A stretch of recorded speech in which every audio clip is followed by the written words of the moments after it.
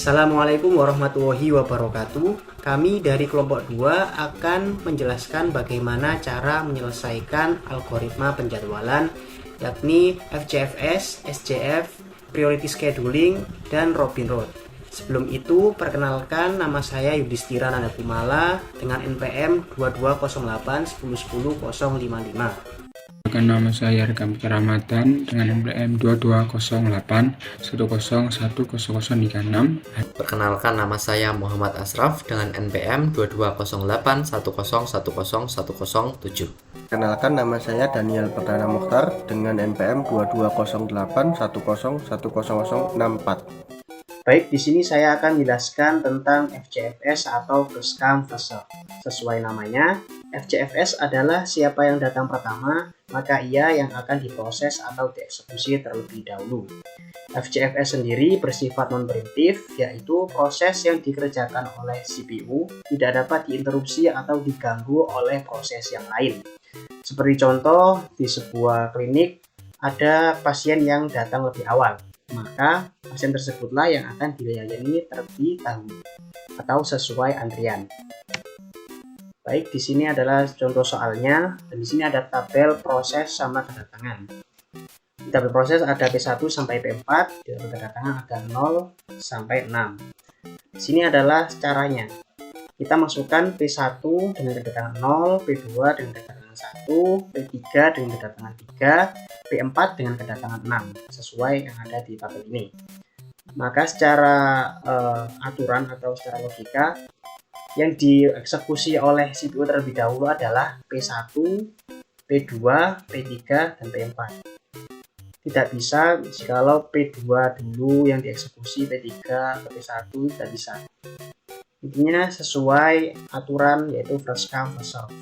Yang datang lebih dahulu maka akan dieksekusi terlebih dahulu. Lalu kita akan menghitung waktu tunggu rata-rata. Kita masukkan waiting time atau kedatangan ini, yaitu P10, P21, P33, P46. Lalu dijumlah, hasilnya adalah 10, lalu dibagi 4, dan waktu tunggu rata-rata adalah 2,5 milisecond. Saya akan menjelaskan sebuah contoh soal algoritma sort job first.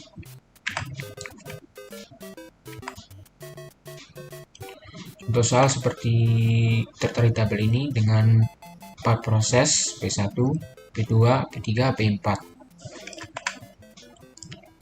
Yang pertama itu dengan cara non-preemptif yang dimana dapat dilakukan interupsi. P1 jalan terlebih dahulu karena waktu kedatangannya itu dimulai dari 0 sampai dengan 8 milisecond. Nah, setelah itu kita lihat waktu keisi paling rendah di sini yaitu P3 akan masuk duluan. 8 sampai 10 milisecond, yaitu 8 ditambah 2 sampai dengan 10. Lalu P2 masuk karena waktu eksekusinya itu 5 milisecond.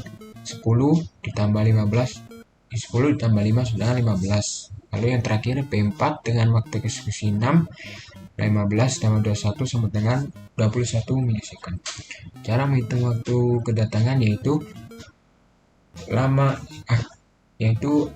akhir eksekusi dikurangi waktu kedatangan dikurangi lamanya eksekusi. 8 yaitu akhir perjalanan dari P1 dikurangi 0 yaitu waktu kedatangan P1 dikurangi 8 yaitu lamanya eksekusi P1. Begitu juga dengan P2 sampai P4. Waktu rata-rata yaitu menambahkan semua hasil kedatangan dibagi dengan banyak jumlah program dijalankan yaitu 4, 19 dibagi 4 sama dengan 4,79 milisecond. Selanjutnya dengan cara preemptif, kita jalankan P1 jalan terlebih dahulu. Pada waktu ketiga P2 melakukan interupsi. Nah, pada saat posisi ini P1 menyisakan waktu eksekusi 5, P2 sama dengan 5. Karena mereka berdua sama, maka P1 akan dijalankan terlebih dahulu. Pada saat detik kelima terjadi interupsi oleh P3 yang menyisakan burst time P1 3, P2 5, dan P3 2. Bisa kita lihat sisa burst time yang paling rendah yaitu P3, maka P3 akan dijalankan selanjutnya. Pada posisi ini terdapat pula interupsi oleh P4, tetapi waktu eksekusi P3 yaitu 1, maka akan dijalankan terlebih dahulu. Nah, pada saat ini P3 selesai, akan dijalankan P1 karena P1 memiliki waktu eksekusi paling rendah yaitu 3. Nah, pada saat ini pada waktu ke-10 P1 selesai menyisakan P2 dan P4. Karena P2 memiliki waktu eksekusi paling kecil, maka akan jalan terlebih dahulu, menyisakan P4 dan selesai. Nah, untuk preemptif menghitung waktu tunggunya yaitu akhir berjalannya P1, akhir berjalannya sebuah program dikurangi lamanya eksekusi yaitu P1 dengan akhir jalannya 10, kedatangan 0, dan waktu lamanya eksekusi 8. P2 yaitu akhir jalannya eksekusi 15, waktu kedatangan 3, dan lamanya eksekusi 5. Nah, misalkan 7, sama seperti P3 dan P4. Nah, untuk menghitung faktor taratannya sama seperti non-preemptif. Hasil tunggu ditambahkan lalu dibagi dengan 4 karena terdapat 4 program yang jalan, yang menyisakan 18 dibagi 4 sama dengan 4,5. Baik, di sini saya akan menjelaskan salah satu dari algoritma penjadwalan yaitu priority scheduling. Nah, di sini saya akan menjelaskan yang pertama yaitu yang termasuk non-preemptif. Diberikan suatu tabel dengan proses dari 1 sampai 5 dengan waktu dan prioritas serta kedatangan. Di sini kita menyelesaikannya dengan melihat prioritas terlebih dahulu, mana yang paling kecil angkanya, yaitu proses 2 kita masukkan dengan burst time 3 dari 0 sampai 3 ya. Kemudian prioritas kedua ada 2, proses 1 juga proses 4. Nah, sedangkan proses 4 kedatangannya pada detik ke-10. Detik sekarang masih detik ketiga, jadi yang dieksekusi terlebih dahulu yaitu proses pertama dengan burst time 4, yaitu jadi 4, 5, 6, 7 sampai ke 7. Nah, selanjutnya kan masih di detik ke-7 nih, sedangkan prioritas yang paling kecil sekarang yang belum dieksekusi yaitu proses keempat, padahal kedatangannya masih 10. Jadi kita ambil yang kedatangannya kurang dari 7, satu-satunya yaitu proses ketiga. Meskipun prioritasnya 3 lebih besar, tapi kedatangannya lebih dahulu proses ketiga. Jadi kita masukkan proses ketiga dengan burst time sebanyak 5.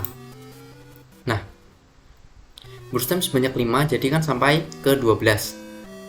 Seharusnya kan pada detik ke-10 proses keempat harus dieksekusi. Nah, di sini non-preemptif itu berfungsi. Non-preemptif menghasilkan suatu menyebabkan suatu proses tidak bisa dialihkan dan harus menyelesaikan proses yang awal terlebih dahulu dan selanjutnya akan dieksekusi yang selanjutnya. Jadi di sini proses 3 akan diselesaikan terlebih dahulu walaupun kedatangan proses keempat pada detik ke-10. Namun setelah proses ketiga akan dieksekusi proses ke-10 dengan burst time totalnya yaitu 3 dan di akhir detik ke-15, dan kemudian akan dieksekusi proses kelima dengan burst time 5 jadi 20. Kemudian kita harus menghitung waktu tunggu dari mulai proses 1 yaitu waktu tunggunya sejauh 3 mikrosecond, proses kedua sejauh 0 mikrosecond atau tidak mengalami waktu tunggu, proses ketiga sejauh 7 mikrosecond melewati proses kedua dan proses ke-1, Proses keempat yang seharusnya kedatangannya detik ke-10 dieksekusi pada detik ke-12. Jadi proses keempat menunggu selama 2 mikrosecond atau 12 kurang 10. Dan pada proses ke-15 waktu kedatangannya yaitu pada detik ke-15 dan eksekusinya tepat pada detik ke-15. Jadi tidak mengalami waktu tunggu. Kemudian kita menghitung rata-rata waktu tunggu dan menjumlahkan semua waktu tunggu dari kelima proses dibagi dengan jumlah dari proses tersebut dan menghasilkan nilai 2,4 mikrosecond. Seperti itu. Kemudian kita akan membahas priority scheduling yang preemptif. Di sini tabel yang sama ya seperti yang tadi, namun terdapat beberapa modifikasi, yaitu pada proses ketiga prioritasnya menjadi 1 dan kedatangannya pada detik 6. Seperti yang awal, kita harus melihat dari prioritas terlebih dahulu karena prioritas pertama yaitu proses kedua dan proses ketiga. Namun proses ketiga kedatangannya pada detik 6. Jadi kita harus mengeksekusi terlebih dahulu proses kedua. Eksekusi proses kedua dari detik 0 dengan burst time 3 dan detik terakhir pada detik ketiga.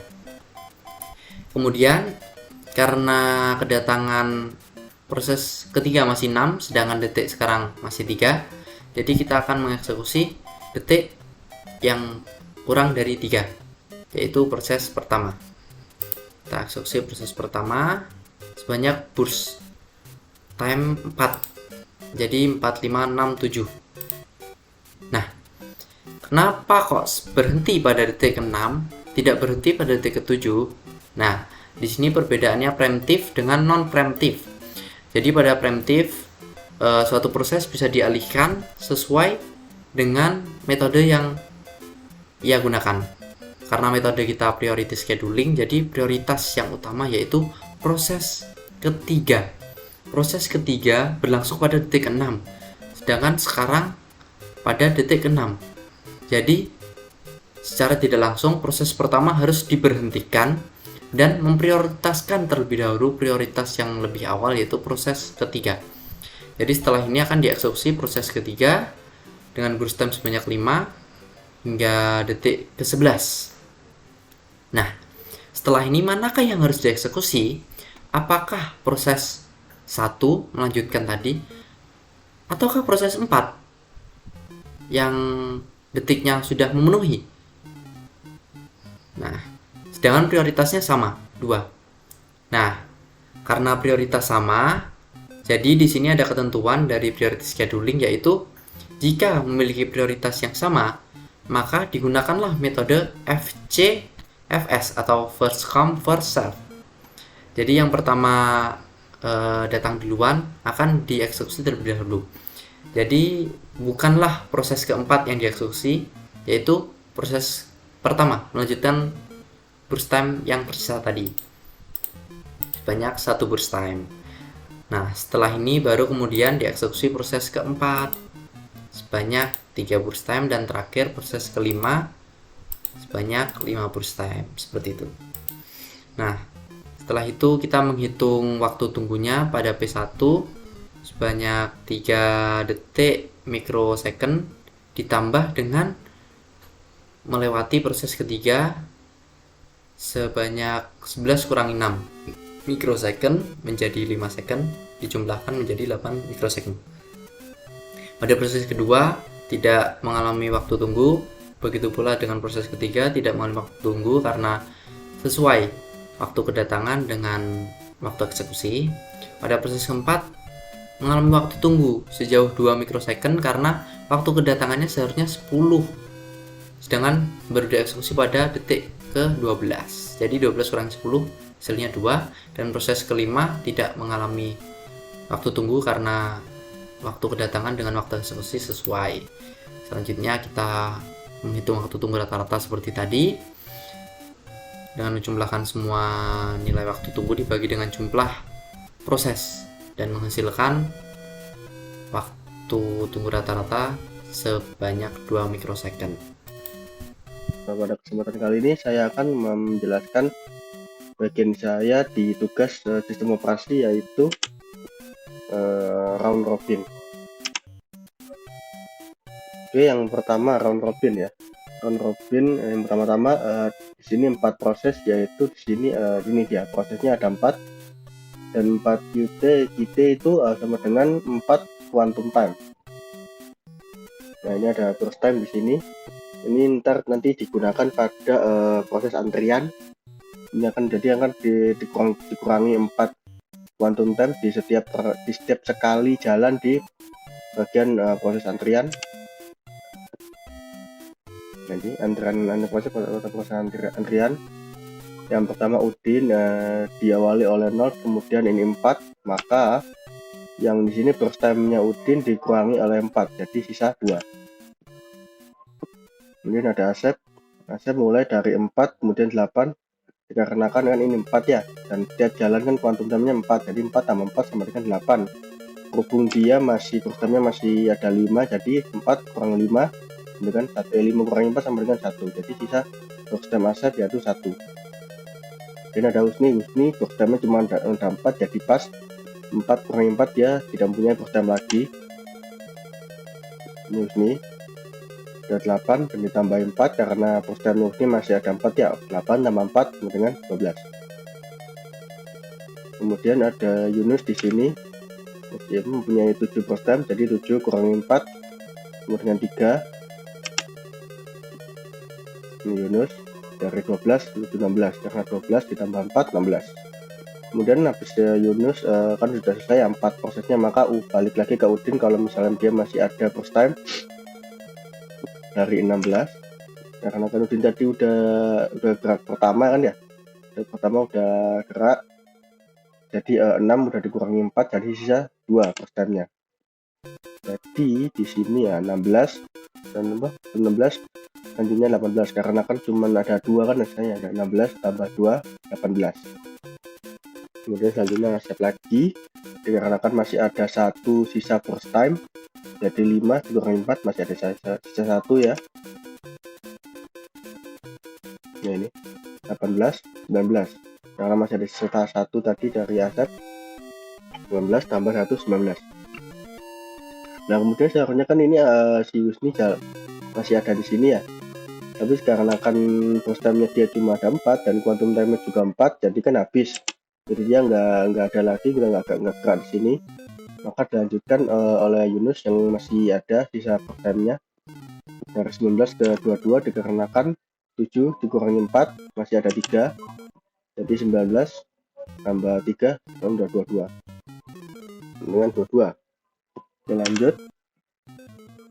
Ini ada average waiting time. Nah, average waiting time ini yang pertama ini 0 itu dikarenakan Udin mulai pertamanya kan 0 ya, mulai pertamanya 0.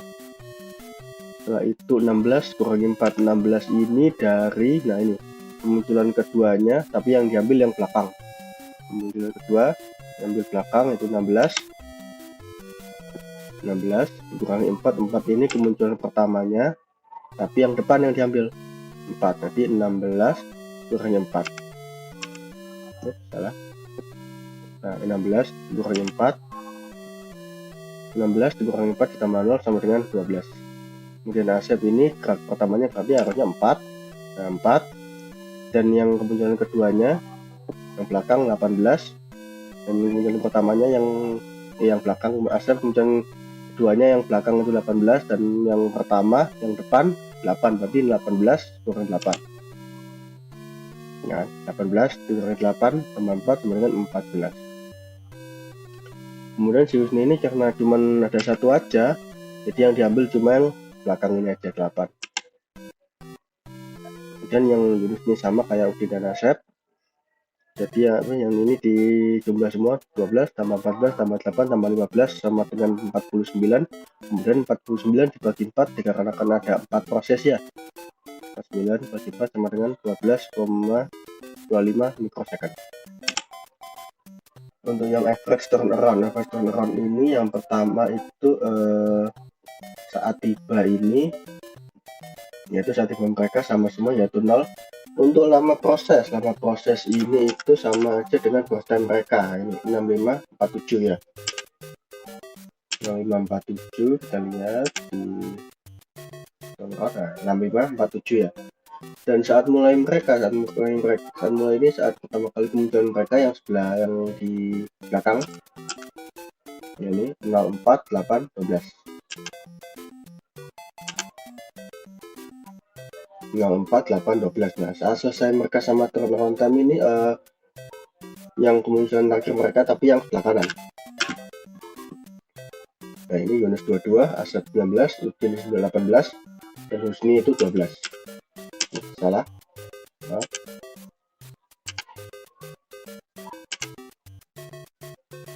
Nah, ini 18, 12, 12, 22. Kemudian di jumlah 18 tambah 19 tambah 12 tambah 22 yaitu 71. Kemudian dirata-ratakan yaitu dibagi 4 karena dia ada 4 proses ya, menjadi 17,75 ya, 17,75. Ya, mungkin itu saja dari saya. Buat yang kurang lebihnya mohon maaf. Wassalamualaikum warahmatullahi wabarakatuh.